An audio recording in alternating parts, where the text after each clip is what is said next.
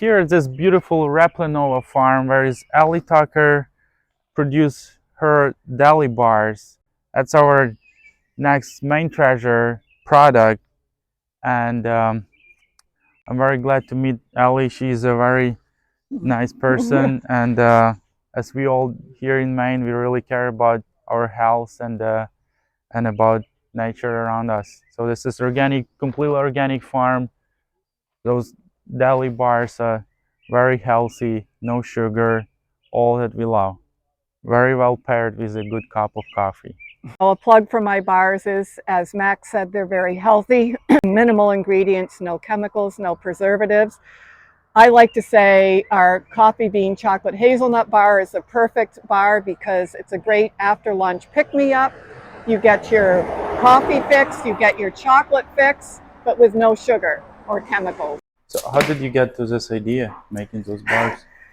So I was hiking probably about 8 years ago with some friends, and they were supposedly very healthy eaters. And, we're just doing a short hike, and one of them pulls out, I'm not going to say the name of a bar, but a bar, thinking it was healthy. And healthy bar. And I looked at the ingredients on the bar, and I think the first 5 ingredients were some form of sugar or something. I was like, oh. So I said, I love it when they say it's sugar-free, but it has corn syrup in it. Rice sugar, I mean, you name it. Yeah. It's just another name for sugar. Yeah. Plus, I don't like them, so I never found a bar that I liked.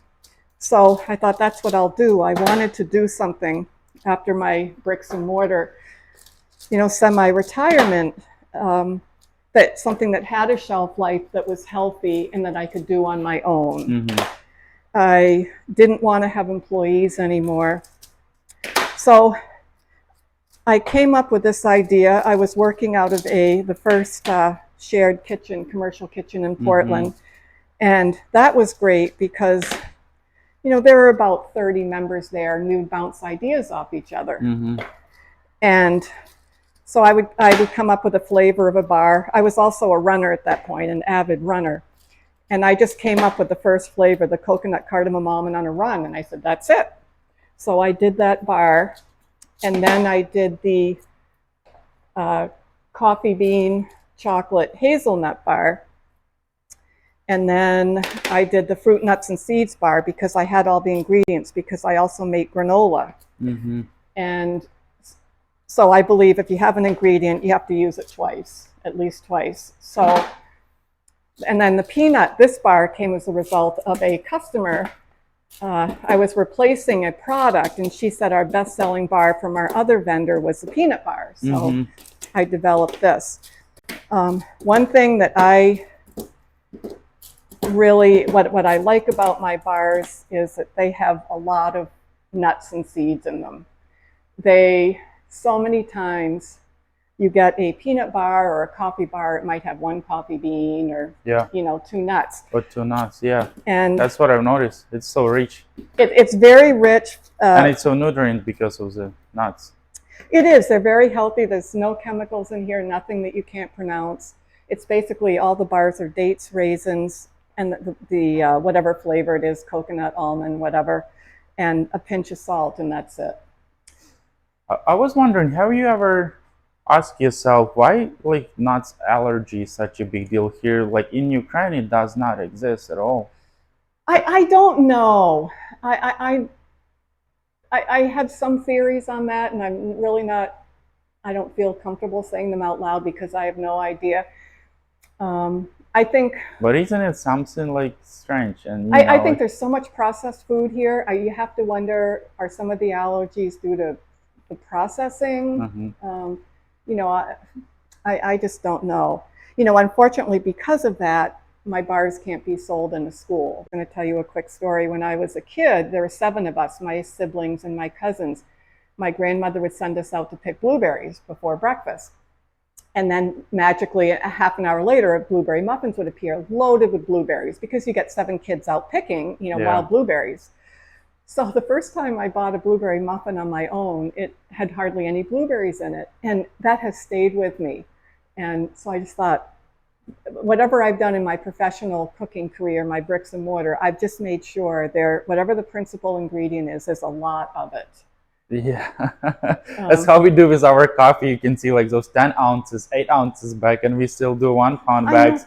And people saying, well, that's like, it's good to have it.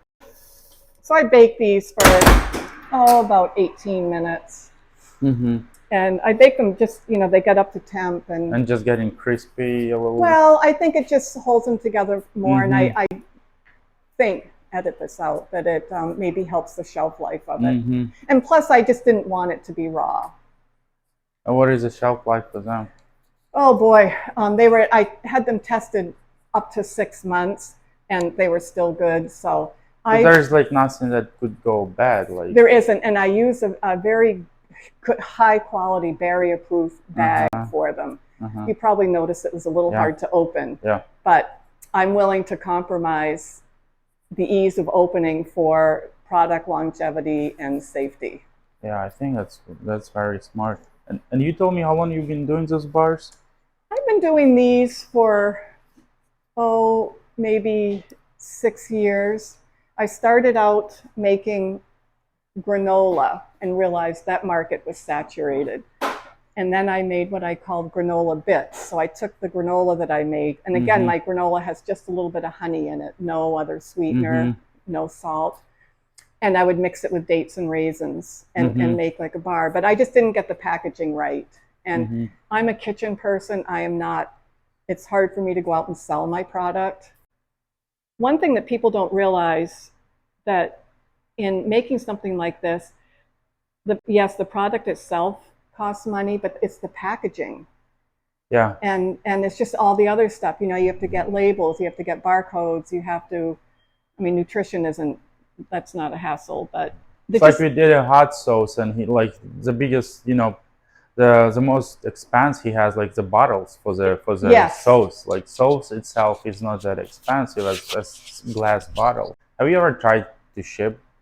Do you ship them? Maybe? Yes, I do ship. Yep. I do have a website. Again, it needs revisiting because it's been a while since I've done anything on it, but I do have a small store online. So I do. You can order product online and I ship it to you. And how many wholesale accounts do you have?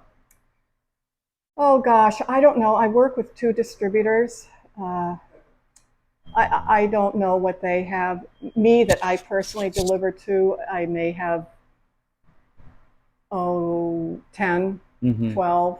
And plus 2 distributors. And plus the distributors. Could grow, I could expand, but that would mean leaving here probably. And I love working here. You're just enjoying it here. I do, and it's yet to be very profitable. So isn't it like the most beautiful if you do what you enjoy, and if it gives you some money? If you can make money doing what you love, I think it's a beautiful thing. Well, there was this book I read years ago that people recommended called Do What You Love and the Money Will Follow.